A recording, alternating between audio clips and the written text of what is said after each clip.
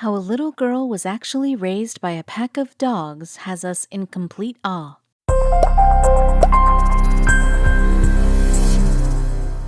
While other kids her age thrived under the nurturing guidance of loving parents, Oksana Malaya experienced an unconventional style of parenting. She was raised by a pack of dogs. When police were finally alerted to the situation, they rescued Oksana from the decrepit condition she lived in and planned to reacclimate her to modern society. They soon realized she was unlike any other child on the planet. Although this may look like the face of a typical young woman, Oksana Malaya had anything but an ordinary upbringing. From the moment she was born in 1983, her life was filled with struggle. To say she grew up impoverished would be a gross understatement. Oksana was raised in the slums of Novaya Blagovichensk, Ukraine, where it was a constant battle to survive. Some locals thought nothing of making horrendous choices. You'd like to think Oksana's parents were two loving people who understood their dire living situation and wanted to still give the best life possible to their daughter. However, her reality couldn't have been more different. Sadly, both her mother and father were neglectful alcoholics who paid little attention to their daughter's well-being. She realized at an early age her parents offered nothing in terms of care, so she found solace somewhere else. After her parents accidentally locked her out of the house at age 3, she crawled into an open dog kennel. She curled up with the canines and found comfort in the way that they seemed to welcome her in. Her parents were so busy drinking themselves into oblivion, they didn't even realize Oksana was missing. She started spending nearly all her time with the dogs, living off their scraps. For 5 years, this was her existence. Miraculously, the police eventually received a tip from someone who noticed the young girl living in utter squalor. When they arrived, however, they encountered someone who hardly resembled a human being anymore. Oksana might have had the physical body of a human, but her mannerisms completely mirrored those of a canine. When authorities first approached her, she charged at them on all fours, snapping wildly with her teeth. Oksana was beyond mentally damaged. She lived with the dogs for so long she lost nearly all ability to act like a person. She made grunting sounds and gnawed at everything around her. She was officially labeled as feral. Oksana was part of a minuscule demographic of neglected children who turned to animals for parental guidance. The young girl was brought to workers at the Feral Children Project in a desperate attempt to help her regain her human characteristics. The very first step in acclimating Oksana into the world was helping her learn to walk upright. After spending so many years on all fours, it was a wobbly beginning. However, Oksana slowly began to move like a human. A majority of the legwork done for Oksana's mental rehabilitation took place at a foster home in the Ukraine, with doctors who specialized in helping severely handicapped children. They were determined to get Oksana on the right track. It took years to undo the damage Oksana suffered from such a disastrous upbringing, but she slowly began speaking simple words and learning basic tasks, like tying her shoes and brushing her teeth. Doctors and experts knew it was likely impossible to remove all the trauma that Oksana's kennel life inflicted on her, but over time she made incredible progress. However, her past would always remain in her thoughts. Oksana would never forget eating dirty food from trash bins and barking wildly whenever encountering discomfort. However, this gave her an incredibly unique perspective on the animal world, and it was one she would never completely lose. Her connection to animals made her an ideal candidate to work alongside them. She understood their mentality better than anyone who didn't spend their formative years looking to them for a sense of belonging. She found supervised work at a local farm, tending to the livestock. It was almost as if the animals felt the struggle she lived through, and she was able to subconsciously speak to them through her gentle touch. Oksana's story garnered tons of attention once the media caught wind of her miraculous recovery. She was interviewed on a Ukrainian talk show where she divulged her incredible journey from animal to human. She was even featured on a groundbreaking television series. An anthropologist named Mary Ann Okoda visited the farm where Oksana worked for her show Raised Wild on Animal Planet. She tracked down the rehabilitated young woman and chatted about the horrifying truth behind feral kids. Oksana Malaya's story was one of the most heartbreaking when it came to feral children, but her miraculous turnaround made it unique. Most never recover. However, experts pointed out that a childhood with animals doesn't always result in severe mental deterioration. Tippi Digre offers a much sunnier alternative to Oksana's upbringing. Like any mother and father, Tippi's parents wanted to impart important values to their daughter. During the first 10 years of her life, Tippi learned a level of respect for nature most adults don't even have. This was entirely due to the environment she was raised in.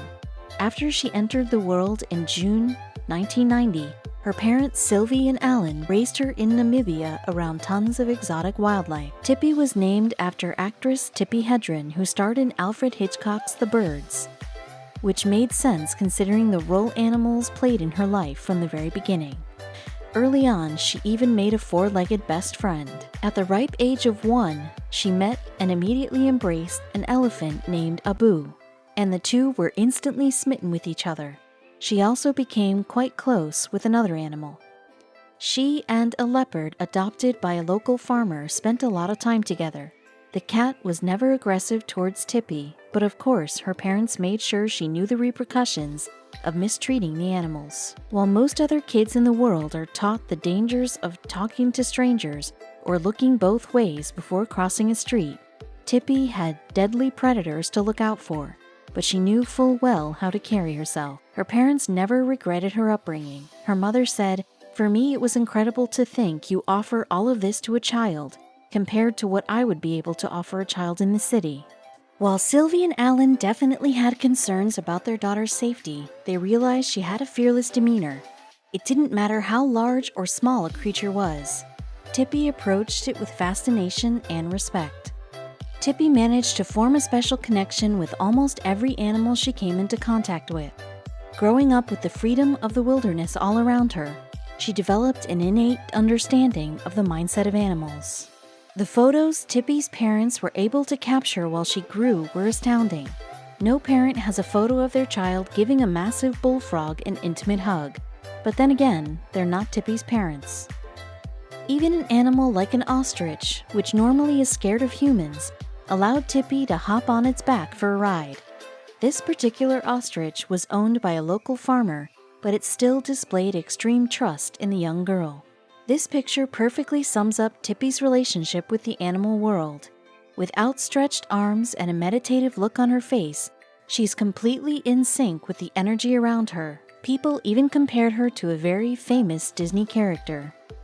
Mowgli from Disney's The Jungle Book was raised in the wilderness and developed close bonds with animals, and those were the footsteps Tippi followed in. But it wasn't just the animals who welcomed her presence. The people of the Himba tribe, who lived in Africa's Kalahari Desert, welcomed Tippi with open arms, and they treated her like one of their own. She learned how to forage for food and speak their language. She was immediately accepted by the other children as well, who found her unique persona incredibly amusing. Unfortunately, when she eventually left Namibia, other children weren't nearly as welcoming. At age 10, Tippi entered the world of public school. Because she didn't spend much time around kids, she had a difficult time adjusting, and her parents eventually homeschooled her, but she managed to graduate high school and go to college. She attended college in Paris at La Sorbonne Nouvelle University and graduated with a degree in film. This degree ended up shaping the course of her life. Her goal was to document the role animals play in humans' lives. She became a documentarian, and using the film skills she learned throughout college, she made several movies about African wildlife. And even though she befriended all beasts, there was one animal that spoke to her spirit. Her best friend may have been an elephant, but Tippi admitted she always felt a special connection to cheetahs. As a child, she would wake up early and watch in awe as they roamed the African plains. Nowadays, Tippi leads a very private life. She had plenty of cameras following her around as a child, documenting her unique upbringing. Luckily, she still had parents who helped along the way. She knew how lucky she really was. especially when she considered Marina Chapman. She doesn't really know much about her life before being taken. She believes she was born sometime in the 1950s, raised by a family in Colombia. This was where disaster eventually struck. Marina doesn't know what her given name was, as she chose the name Marina later in life, but she does remember being stolen and the nightmare that lasted for years. According to Marina, not long after her 5th birthday, she was playing in her parents' vegetable garden. She was sitting down picking peas when a strong arm suddenly jerked her backwards, and a rag full of chloroform was placed over her mouth. The last thing she remembered before passing out from the chemical was 2 people placing her into the back of a van, slamming the doors and speeding away.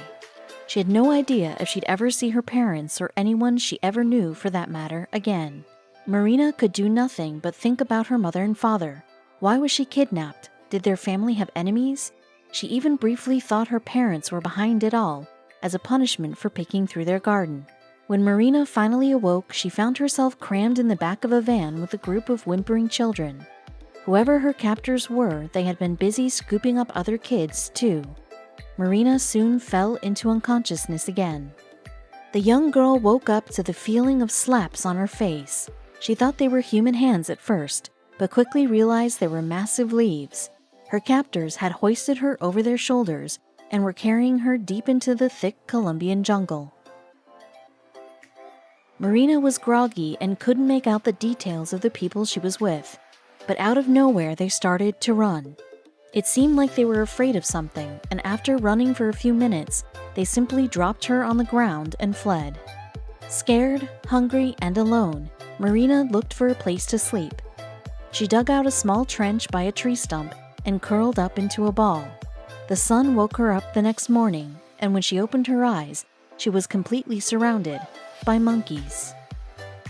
Marina had no idea what to do until suddenly one of the animals dropped a piece of fruit close to her. She scampered over to it and ate.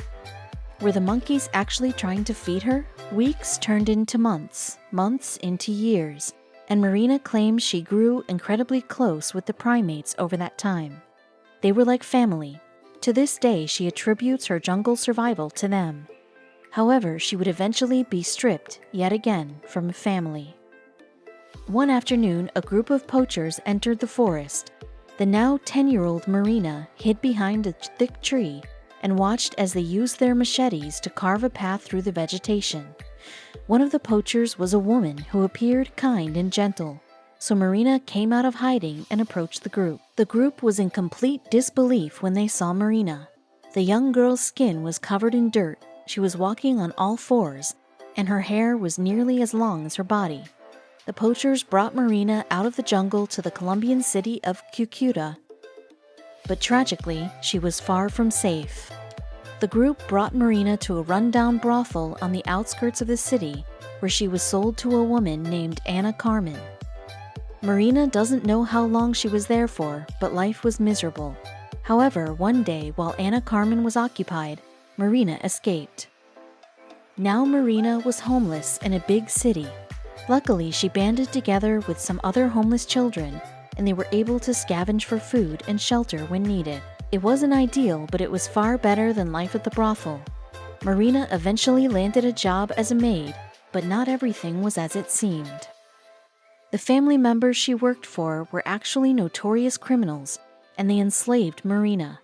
But while captive yet again, she met a neighbor named Maruja. She secretly bought Marina a plane ticket to the city of Bogota, where Marina was welcomed by Maruja's daughter. But was Marina finally safe? Miraculously, Maruja's daughter showed Marina the love and affection she had been missing for most of her life. Marina got a lucrative job at a textile factory and eventually followed Maruja's family to Bradford, England. There, she fell in love with a man named John, and the two wed. Marina has been happily married for years now. She has 2 daughters and grandchildren as well. She wrote a book called The Girl with No Name, detailing the events in her life, and she still considers herself the woman who was raised by monkeys. Although the events of her life might seem difficult to believe, Marina swears by her story. She was stripped of a family at 4 years old, but she considers the years she spent with the monkeys to have had an incredible positive effect on her outlook. Most people would never have had the will to survive the events Marina did. Finding yourself in the middle of the jungle would almost certainly be a death sentence, but Marina miraculously bonded with the environment around her, and she had the monkeys to thank for it.